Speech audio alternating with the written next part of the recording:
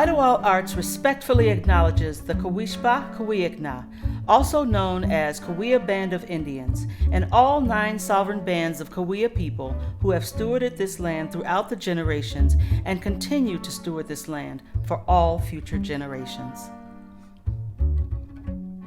Idyllwild Arts Foundation is proud to present One World, One Idyllwild, the series. In conversation with Pamela Jordan, the series brings together thought leaders, creatives, influencers, and changemakers, highlighting the work of citizen artists whose careers and lives have been shaped by the transformative power of art.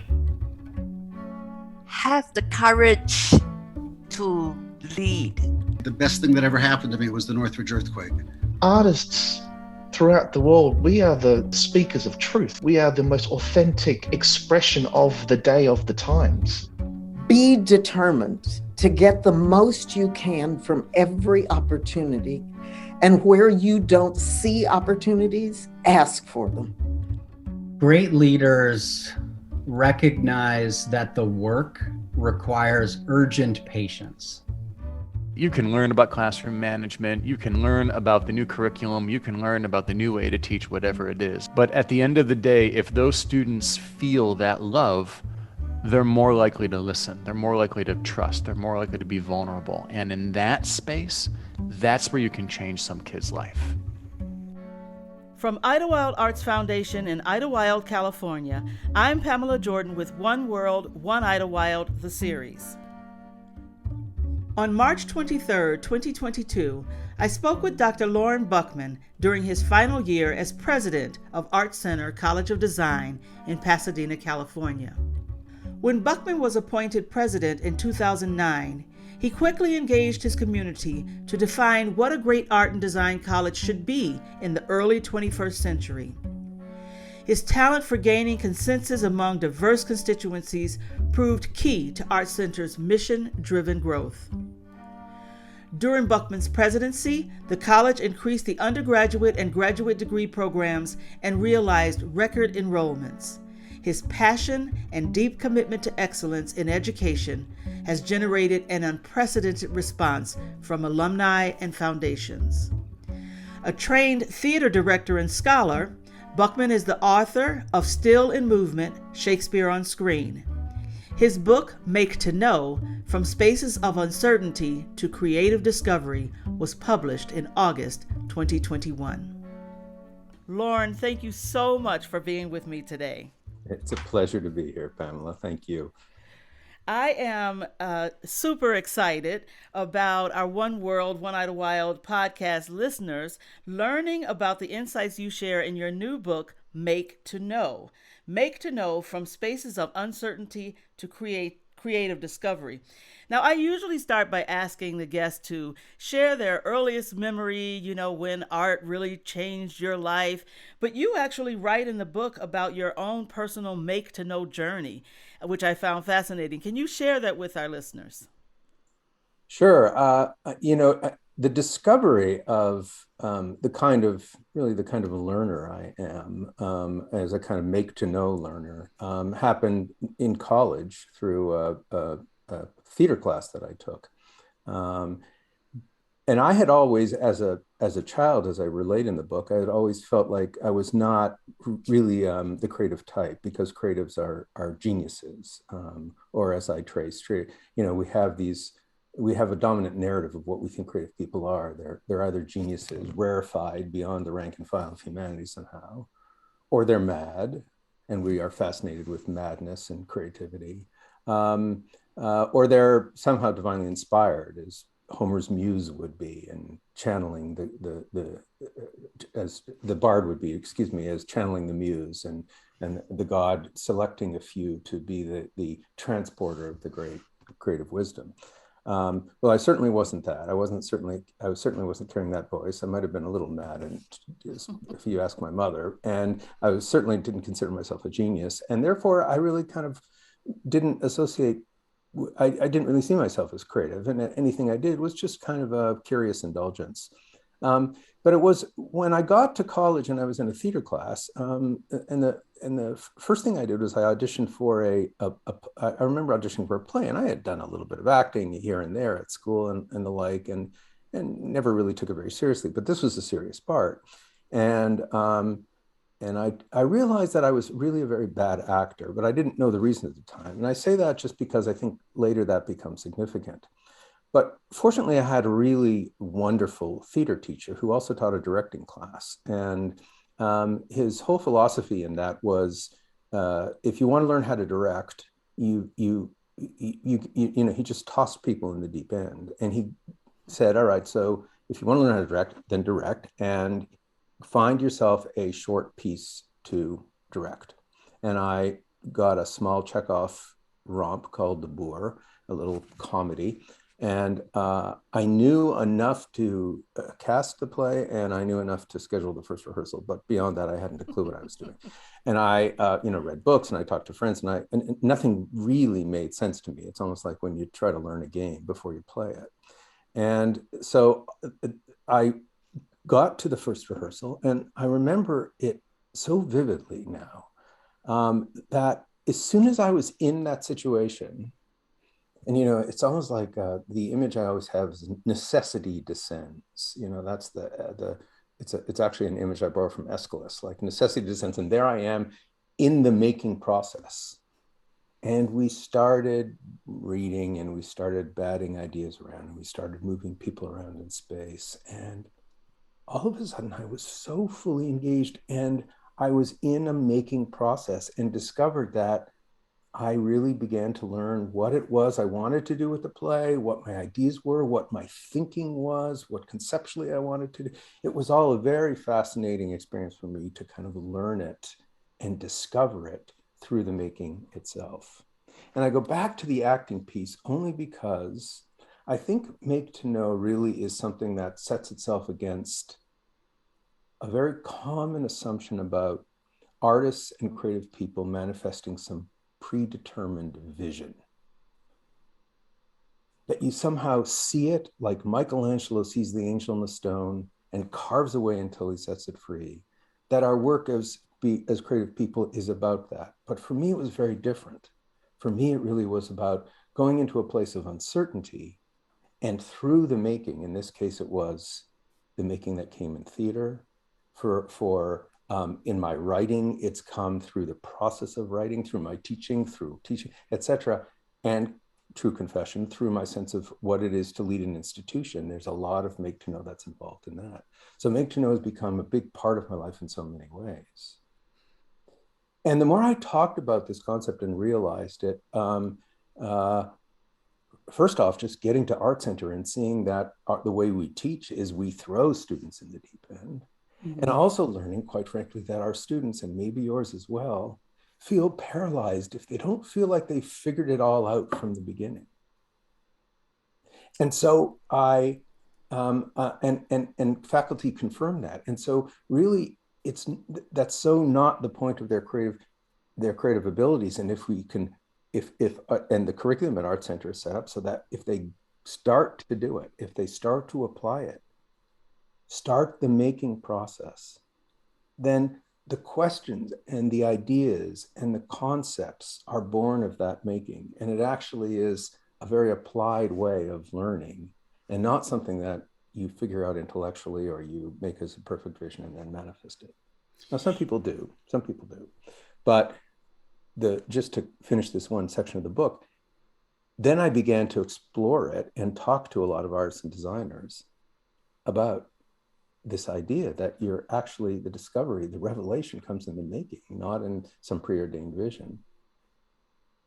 And everybody, I would say 99% said, well, absolutely, that's how I work. But I actually never thought about it that way. Mm-hmm. So then I thought, oh, well, I'm just kind of, telling everybody the sky is blue here. But the more I studied that narrative that I talked about, and that dominant narrative, especially in Western culture, I realized that no, we have a very skewed notion of what the creative process is all about. And it's time we celebrated the making as a revelatory process. I like the way you bring that out through creative distortions, talking about genius, madness, or divinity. It's definitely, when I think about this age group, students coming to a high school for the arts, and especially a boarding school for the arts, they're really committing to it. And very often, they feel that they've gotten as much from their hometown or the country they live in or whatever it is. They've gotten as much as they can, and they want to be in a different environment where they can really immerse themselves in their arts training. So this brings me to the idea of the quote unquote child prodigy, and I'm wondering your thoughts on that as we think about genius and child prodigy, whether the parent is bringing in this 13 or 14-year-old because they're the best the community theater has ever seen, and the pressure on the student, right, who has had that thrust upon them that they're so innately talented. And if you could just it's kind of inside of what you were just talking about, but if you could spend a moment with that notion of the child prodigy as you see it with the genius. Yeah, that's a great question. I think, certainly when I was raising my kids, and that was in the 90s, there was a huge emphasis on, the gifted child, which I believe is not nearly so much in discourse anymore because of the very things that you are stressing about, the kind of pressure or the kind of subtext that goes with the prodigy or the gifted child, the pressure, the somehow separation from regular humanity that happens there. And I think that can be let me just say, a problematic way to orient a child or raise them and cause some, not be the most supportive thing that we can do, even though it comes from a kind of amazement and genuine belief in them. Having said that, what I discovered in my research and in the work that I did for the book is that there are indeed prodigies. And there are indeed geniuses among them. I am not interested nor in any way claiming there aren't those geniuses. What I am saying is that our preoccupation with genius, and you can study that going all the way back to the ancients and all through in contemporary culture filled with a preoccupation with genius, and maybe the child prodigy as well. Like, I just the other day saw some 3-year-old playing the violin on YouTube, and there were 7.5 million hits on that one video. Mm-hmm. we are enraptured by that, right? So I think the point I'm making is that it skews our sense of what the creative process is. It assumes that creativity is only for an elite few. And as such, it denies something fundamental about who we are as human beings. And that is, we are makers all. We may not have the talent of that prodigy that comes to Idyllwild. And talent is a big thing, and I can talk about how that fits in a minute. But we are makers all. We have creative lives. And make to know is and as we make, we know. And as we make our lives, we know our lives. And the whole notion of make to know is not simply about being a painter or being a theater artist or being a musician or being a sculptor. It is fundamentally, I think, about how we live, how we educate our children, how we lead institutions, and so forth. I appreciate your perspective on that, and I'm sure we have many parents that listen to this podcast, and I'm sure they will as well. It is a pressure, and I think what happens, particularly when you're able to go to a school like Idyllwild Arts or ArtCenter, you really also have the opportunity to explore beyond your discipline, beyond the thing that perhaps the actual discipline that brought you to the door. But if you're really boxed in because you're this gifted child in this one area, it's a pressure to continue to go in that no matter what you discover along the journey. And so I really like the way you kind of work with dispelling those notions about, it's for the select few.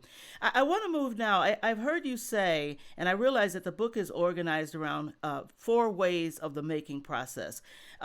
They are entering uncertainty, engaging materials, solving problems, and improvisation.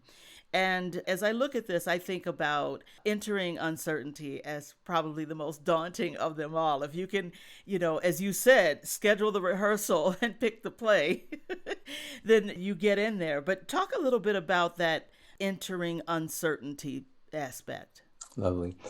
I think I would begin by a very quick corrective, because this is the way to understand entering uncertainty, a very quick corrective about make to know. That before you really think about what its implications are, some people assume, so you're kind of saying you build the plane as you fly, or you're just you just make it up as you go along. Right. And nothing is further from the truth. That's not at all what I'm talking about. That's not make to know. In fact, our experience and our education, our ethics, our sense of social priority, our commitments, our beliefs, our talent, and this is where talent comes in, are all essential elements in this. But the distinction I make is as follows. That's the scaffolding we stand on to reach into uncertainty. And as we develop that, and as we build it, and as we grow, that scaffolding becomes higher, it becomes stronger, and allows us to reach into places that we would have never been able to find before. But now we are allowed to do it. But entering uncertainty, we must. But it's not just a jump into the darkness. It is something that is supported and shaped and has conditions around it. And what I like to say at ArtCenter, and I know it's going to be true for your school too, is part of what we're trying to do is educate students so that they have the courage to enter that place of uncertainty. Because as you point out, uncertainty is a deeply destabilizing, stressful place to be. We're in it culturally now. We're in it in our world as we try to deal with this pandemic. But I think what artists and designers teach us is that it's also a deeply creative space. And in fact, without a willingness to enter uncertainty, not to have it all figured out from the beginning, to kind of defy what that vision tendency is, and instead to say, I have an idea, I have a question, I have a notion, I have some artists talk about it as a stomach ache. It gets me into, it propels me into, but I have my skill, I have my experience, I have my understanding, but there I go, let me go in to explore. And what that exploration brings is a kind of life and spontaneity that brings a joy and a spark to the work that could never be only, or very, very rarely, I don't think it's important to say never, if it's just a kind of more mechanical manifestation of a vision that's already existing. And that vision, again, getting back into, geniuses have visions. One of the stories that really stands out to me, I think, is Tom Knechtel. Am I saying his name correctly? Tom Knechtel, yeah. Knechtel. He, in talking about that it's being reluctant or frightened about, or being embarrassed, right, about, taking on something, breaking to a new level. He said, a quote from the book, I walk into the middle of something that I would have never walked into otherwise, and there it is. That's what I was looking for.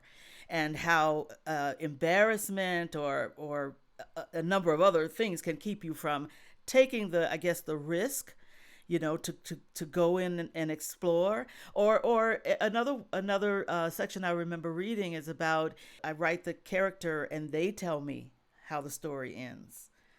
Right, and how many novelists have said that kind of thing? I mean, this is really what hooked me into this idea and this work. I love it when novelists say, I kind of created the shell of my characters, and then they told me what to say.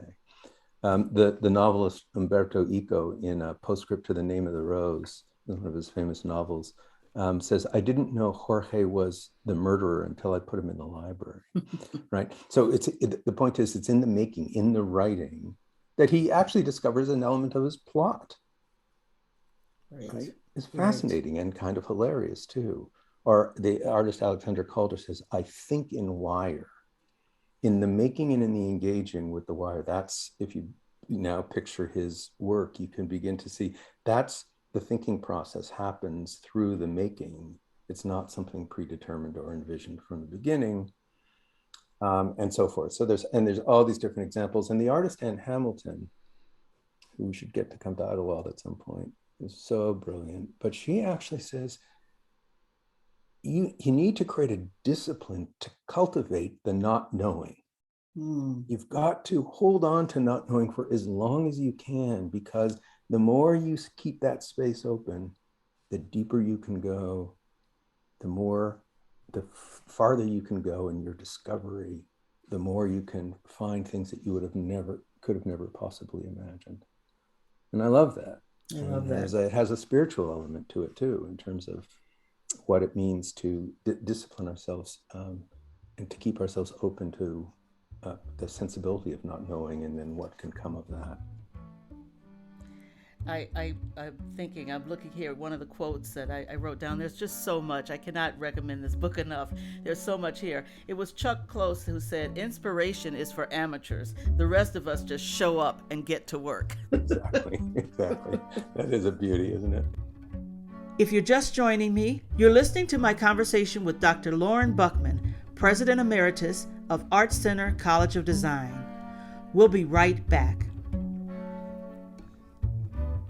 Idyllwild Arts Academy is an independent boarding arts high school whose mission is to change lives through the transformative power of art. Located just 2 hours inland from Los Angeles and San Diego and 1 hour from Palm Springs, the school sits on 205 acres of forested land in the San Jacinto Mountains. Academy students receive a challenging college preparatory academic curriculum while engaging in pre-professional training in their chosen arts discipline. The school is also home to its world-renowned summer program that serves children starting at age 5 through adults age 95. Idyllwild Arts believes that art is the greatest teacher of humanity, and that the practice of creativity, no matter the ultimate expression, hones each individual's desire and ability to craft global change. To learn more, visit idyllwildarts.org. Use code OneWorld2023 to receive a $50 discount to the 2023 Kids and Teens Summer Program. Quantities are limited and restrictions may apply. If you just joined me, this is a broadcast of my conversation with Dr. Lorne Buchman, who is now President Emeritus of ArtCenter College of Design in Pasadena, California. So now I want to move into engaging materials. This concept was really interesting to me because I guess prior to it, when I just saw the title of it, I thought, well, you obviously mean, like visual arts, making, and here's the canvas, or, but talk to us, share with us about what you mean by engaging materials that they take you through the making process. Well, the clearest way to understand it is exactly what you thought of initially. There's that wonderful story of the designer who tells the story about her first figure painting class, and what the professor of the class taught her about seeing engaging materials as a kind of conversation, a making that is conversation. That when that charcoal hits the paper is responding and says, okay, you gave me that, now I'll give you this. And then you, the artist and the maker, are a participant, in an interlocutor in that dialogue, in that conversation.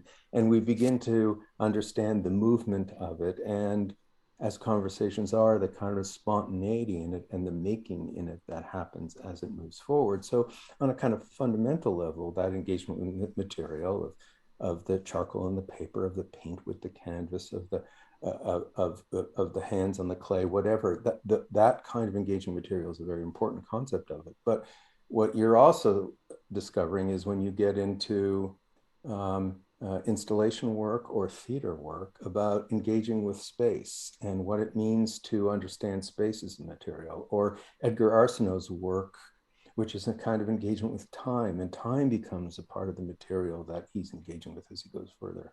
And then it begins to expand, and all sorts of interesting things happen in music, and what goes on in terms of the material that is engaged with when music is is created, etc. So it's engaging with materials, writ large. It's not simply the idea of the visual arts, and extends into all kinds of really interesting ways, including writing, which, as one of the novelists said to me, I'm moving words on a page all day long. That's what, I'm doing that. And there is an engagement with the words, with the language. And you can extend the metaphor as, Yeah, as you wish.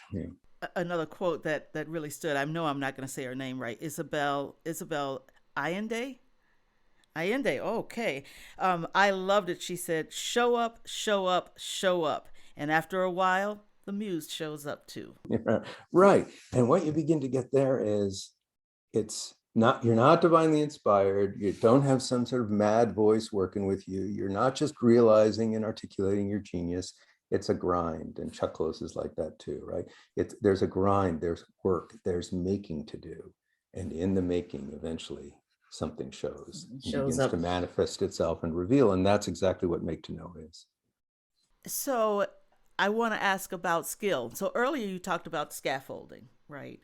And I wonder how skill, technical ability, technique plays, what role can it be against the process because you have a formula that you're trying to stick to because your technique has taught you that, or if you could talk about where skill fits in a little bit. Also a fantastic question. For me, I think a preoccupation with skill or technique can get you bogged down in a way, and potentially keep you away from that kind of exploration. But overwhelmingly, what artists and designers tell me, and certainly what I've seen at 13 years at ArtCenter College of Design, is that far from bogging you down, the greater the skill, the greater the creative freedom. Mm. And that again goes back to the scaffolding image too, right? That as solid and as well built as it is, the more you have the courage and the inclination and the willingness to go to those places of uncertainty, to grow and to learn and to discover and to feel the spark of all of what that brings.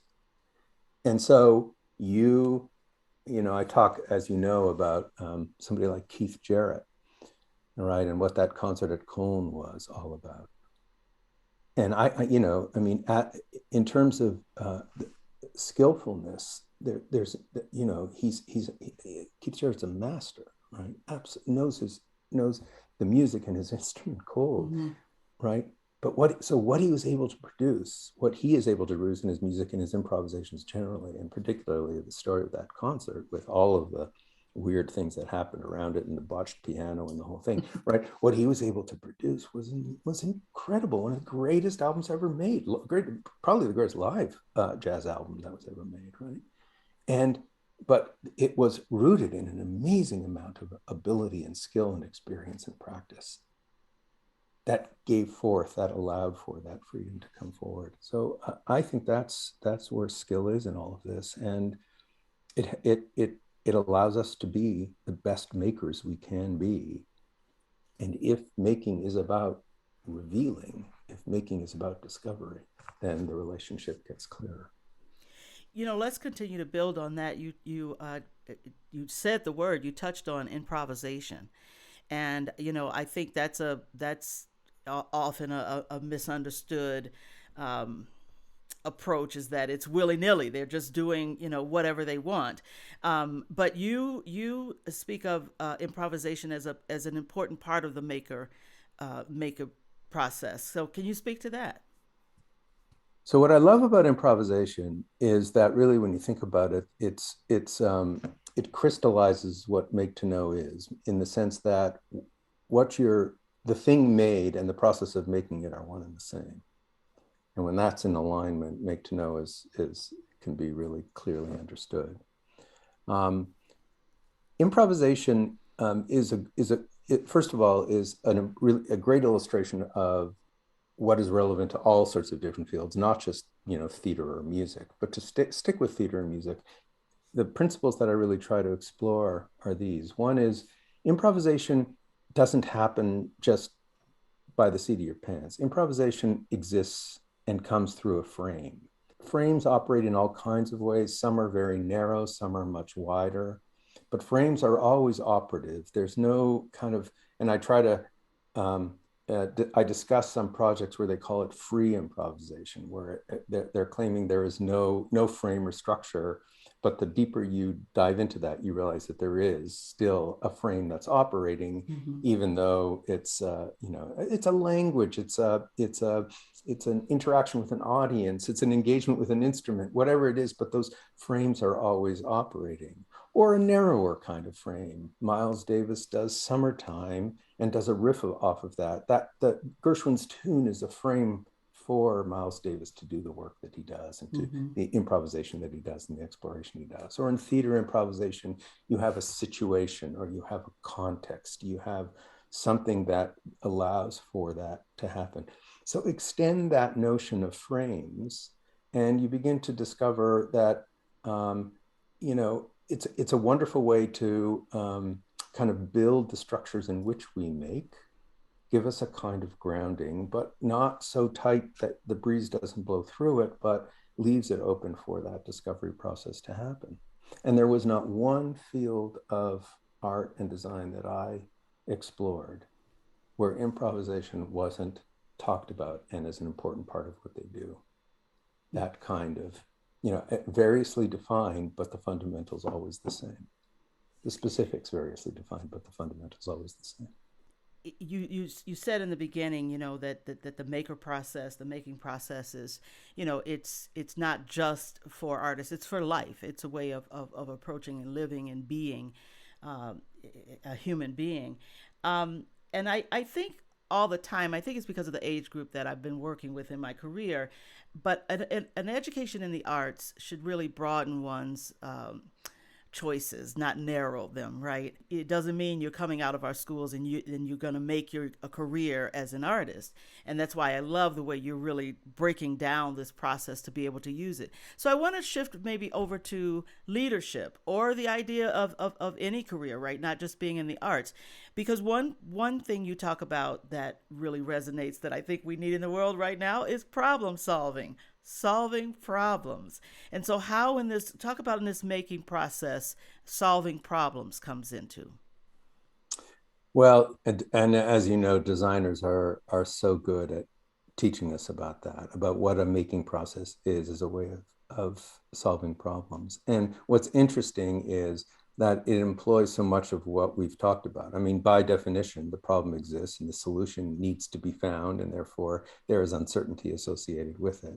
So how does one go in? How does one iterate? And what designers show and what they teach us is what sketching can do, what model building can do, what conversation can do. Conversation became such an interesting part of what the design process was all about, and something that I don't hear a lot about in the halls of ArtCenter among all these brilliant designers, but conversations of people understanding a conversation with a client, a conversation with a marketplace, a conversation with previous work, a conversation with a community of designers that precedes them.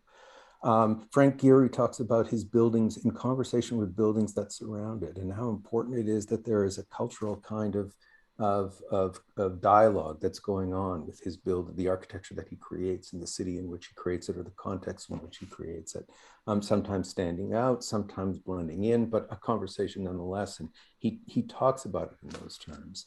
And, it was interesting. I think I make a point at some point in the book that these designer colleagues, architects and designers, are as much theater directors as I am, in the sense that there is, they are creating a kind of conversation, a dialogue that exists in a context that is really trying to explore some kind of dynamic, live and forceful.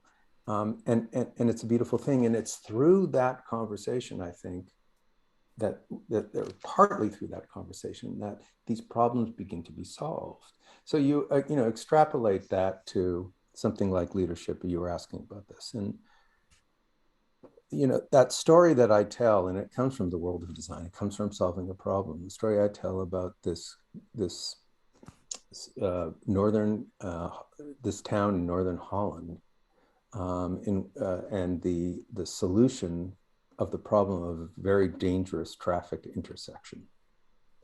And this is a story that I think has great implications and is a wonderful metaphor for how we can extend this idea as you're asking. So the story goes that there was this an incredibly dangerous intersection that was where cars were crashing into each other, where pedestrians were being knocked over, where bicyclists were being injured. It was terrible, and the response typically from the traffic engineers was to put more signs up, slow down here, don't go there, really telling people what to do, right? And it seemed that the more they did that, the more there were problems, and that the safety was not, the problem of safety was not solved at all. And along came a designer, Hans Monderman, who had a very different way of approaching the problem. And he was kind of inspired by the fact that people in skating rinks, in a really crowded skating rink, seem to be able to naturally look out for each other. I mean, there's always a couple of people who ruin that, but fundamentally people, it's really crowded and they don't knock each other over too much. There's an instinct almost that's operative. You can see it in wildlife and a flock of birds or a school of fish, in the way that beautiful choreography of how they sort of move in together in groups. And it was sort of on that basis that he thought, far from adding all these signs and all these restrictions, remove everything and open it up as much as possible. And the solution he came up with is he designed a roundabout for it. And he put a roundabout in this crowded intersection, and immediately the car crashes went to zero. Pedestrians were perfectly safe. No bicyclists were getting injured. And so you begin to think, well, what happened there? Really, what happened? And in a make to know vocabulary, I think something really important happened. First of all, people talked about, interestingly, and this is just a fun metaphor, as they approached the roundabout, they were a little uncertain. And so that triggered a kind of, way of saying, okay, well, I've got to participate in making this. I have to slow down and make sure that I am a participant in the safety. And when they slowed down and they saw other cars and they yielded, or there was a natural kind of tendency to, again, that whatever that instinct is, to choreograph and to move and it also brought out the best parts of themselves. And then you extend the metaphor and you think they were makers in their own safety. Right? They participated in making that a safe intersection, as opposed to those who brought an authoritarian kind of solution to it, of signs and restrictions and do it this way, which is much more akin to, I have a vision of how it would be, now follow me and let me do it, right? So you extend this now to leadership and it becomes a really interesting thing. And think about ourselves as leaders, of you, of your institution, me of mine, of what it is, not so much to say, follow the leader. I know the solution here, if you will, only I can fix it, right? But instead to build roundabouts, to build structure that brings the best out in our communities, that allows them to engage, that allows them to be makers in the realization of what great art and design education can be all about, in our case. And so leadership, a make to know leadership is about just that, right? Building a structure, a scaffolding, if you will, and opening up possibility for people to be free and alive and creative and makers of their own worlds and their own vision, their own education, their lives, and the institutions that we create.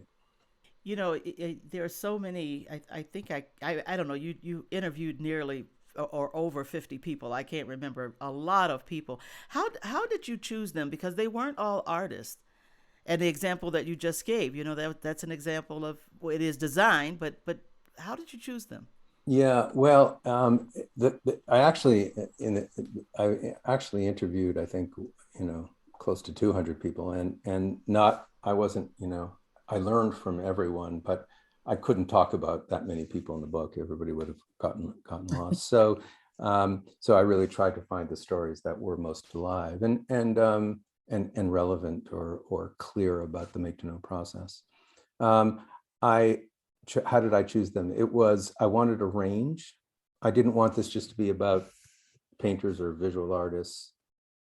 I didn't want this just to be about novelists. I didn't want this just to be about performers, but there was a way of the wide range of artists that I talked to allowed for a kind of cross comparison and fertilization that I thought was really interesting too, right? That the clown with the red nose is doing something that's not so much unlike the charcoal on the paper or the novelist trying to write the book, right? And that there was so I was very deliberate in making sure that I tried to learn as much as I could from each practice and each discipline, and to understand the ways in which make to know would manifest. And so in a certain way, those 4 areas that you talked about earlier, entering uncertainty, engaging materials, solving problems, and improvisation, those 4 things, they're actually, they weave their way through all disciplines in different kinds of ways, even though from some, like design, I learned about solving problems in a particular kind of way.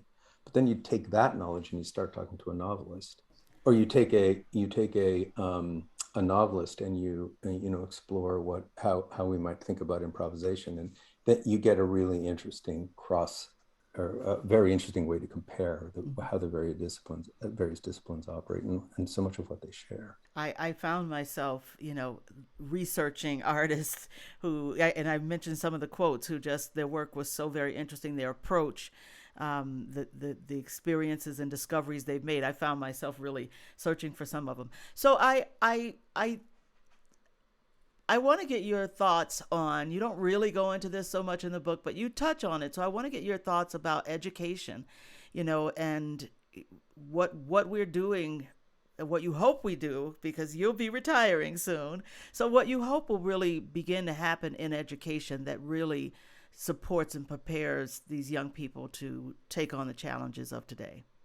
Well, I think, first of all, I think education, if you think about what a make to know education is, and there are manifestations of it, certainly, in constructivist education, in something like Montessori education. I mean, there are ways in which we can think about it on the K-12 level anyway, that clearly embody principles and values of make to know. But I would also say that places like ArtCenter College of Design and Idyllwild Arts have something really important to teach about what it means to take a more applied, engaged making process in the way in which children learn, people learn. That part of our goals as educators can be really trying to help them learn how they are makers in whatever way that might be true. And I'd like to say that, and this might be true for you as well, that at ArtCenter, students are ready for graduation, not so much in terms of how they've become visionaries, but how they have become makers, right? And if they're makers, can they take that and, as you were suggesting earlier, apply it to all kinds of things in their work life? Even if they're not doing exactly what they studied at school, can they have what making brings? Can they have the courage to reach into uncertainty? Do they have a way of understanding that there's a creative part of everything they do? So that's one way in which I think we can be guided, and things like design-based learning, which I talk about, Doreen Nelson's program, which uses a design methodology to really begin to educate students. Students make things, they make cities in order to understand what the Scarlet Letter is all about, what Hawthorne's doing in that novel, right? Or I talk about different kinds of arts-based curricula, not like what you're doing in a more conservatory approach, but in a regular educational environment, and to understand how the arts begin to integrate things and how you can really do creative things with students becoming makers as they learn, whether that's in math and science or if it's in creative writing. So that's one stream of it. The other thing I would say too is how we as educators build curricula. And one of the things that I've struggled with at ArtCenter is that we want our students to, and it comes from a very good place, have many skills and be prepared in many ways. We first of all want them to be great artists. We want them to have that great skill. We want them to understand technology. We want them to understand the cutting edge of what's going on in their particular field. We want them to be able to understand the history of their discipline and the community that they're part of as they carry things forward. We want them to have a business sense, and we want them to have a sense of the humanities. We want them to be rigorous in their scientific thinking. Anyway, you get the point. We go on and on and on of all these. We want them to engage in and be sensitive to what it means to engage in a diverse population and all the beauty that comes from that. So you go on, and what we tend to do, I believe, as educators, at least at ArtCenter, what we've done is we build requirements.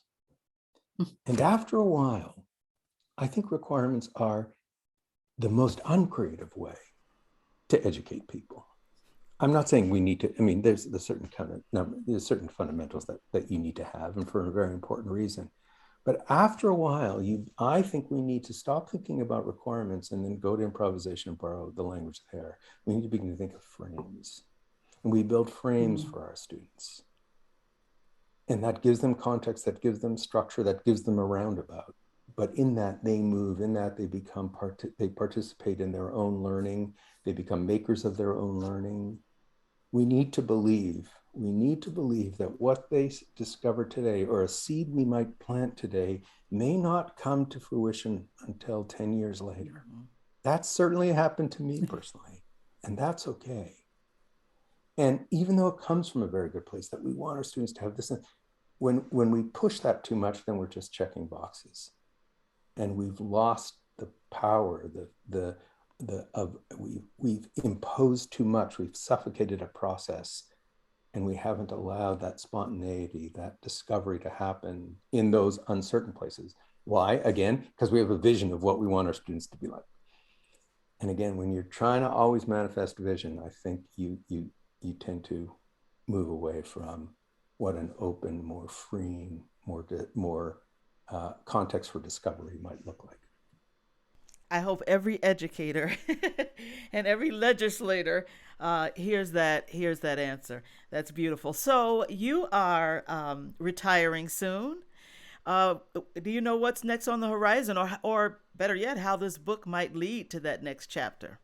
Well, I do feel like I'm retiring more from a job of this scope and size. I'm certainly not retiring from work. I have lots of energy to work a lot more. I am looking to feel like as if I'm going to a very new creative phase of my life. I have another book that I'd like to write and some ideas around that, though they are, you'll appreciate this, uncertain at this point. And I am very keen to explore making a documentary based on Make to Know, which wouldn't be the same articulation of the same stories that I tell necessarily, but establish, as we have in this conversation, what Make to Know is, what artists and designers teach us, and then really begin to explore its significance in education, as we just talked about, in concepts of leadership, in spiritual life. I mean, there's a whole, I have such a fascination with that. And to really understand in business, the entrepreneurs that I interviewed for Make to Know too were, it was, the incredibly successful businesses, right? Lynda.com itself, interviewing Linda Weinman, and she, 20 years of building that business and selling it for $1.6 billion to LinkedIn Learning. And what did she say? It was Make to Know all the way, right? I mean, I had an idea, something I wanted to do, but I discovered it as I made it. And so its relevance to business and how that occurs. So That's a project I want to do. And I have the play I've been directing all these years is as a president of an art and design college, but I haven't really been directing the plays in the theater as much, and I feel a calling to go back to that and to do more work there as well. That sounds wonderful. I can see that joy when you say that. I can hear it and see it. As I said, I think the book it's important, relevant, and I encourage everyone to get it. How can they purchase the book? I guess besides Amazon.com. A lot of traffic to Amazon.com, yes. I mean, I would say, they can certainly go to the Thames and Hudson website and purchase it there, or they can just order it through their local bookstore. And if they're in Pasadena or in this area, I know that there are a lot of bookstores here that are carrying the book. A lot of stores. There's not that many left. Romans is certainly, and the ArtCenter store is, I believe. And so there are bookstores, but any bookstore can order it for you and get it. It's wonderful. The book is Make to Know: From Spaces of Uncertainty to Creative Discovery. Dr. Lorne Buchman, thank you so much for speaking with me today. Thank you, Pamela. It's been a delight. This is a broadcast of my conversation with Dr. Lorne Buchman, who is now President Emeritus of ArtCenter College of Design in Pasadena, California. I spoke with Lorne on March 23rd, 2022. You've been listening to One World, One Idyllwild, the series, presented by Idyllwild Arts Foundation. We at Idyllwild Arts have always believed that art is the greatest teacher of humanity. We continue to believe that the practice of creativity hones a person's desire and ability to affect global change. My name is Pamela Jordan. To learn more about the Academy and its world-renowned summer program, please visit idyllwildarts.org. To subscribe to the One World, One Idyllwild podcast, please visit idyllwildarts.org/the series. Please consider supporting the students of Idyllwild Arts by visiting idyllwildarts.org/giving to make a gift today.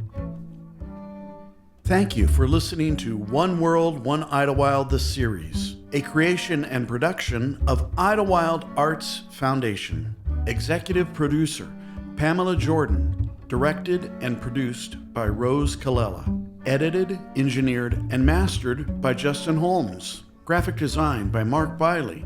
Marketing and publicity by Dana Albright, Molly Maple, and Alice Metcalf. Marketing assistance by Rose Colella. Production and research assistance by Keith Miller. Creative consultation by Palencia Turner. Technical support, John Lawrence, Michael Quick, and Tom Wadbrook. Our theme song is Beaconing, composed and performed by the incomparable Marshall Hawkins. Pamela Jordan was appointed president of Idyllwild Arts Foundation in 2014. Prior to this position, she held the distinction of being the first female and first African American head of school of the Chicago Academy for the Arts, a position she held for 12 years. She currently serves on the boards of the California Association of Independent Schools, the Association of Boarding Schools, and Art Schools Network. Pamela is also a member of the Global Education Advisory Council for Shanghai Howard Collegiate School, Kushan. One World, One Idyllwild, the series is a production of Idyllwild Arts Foundation. Any use of materials, including reproduction, modification, distribution, or republication without the prior written consent of Idyllwild Arts Foundation is strictly prohibited.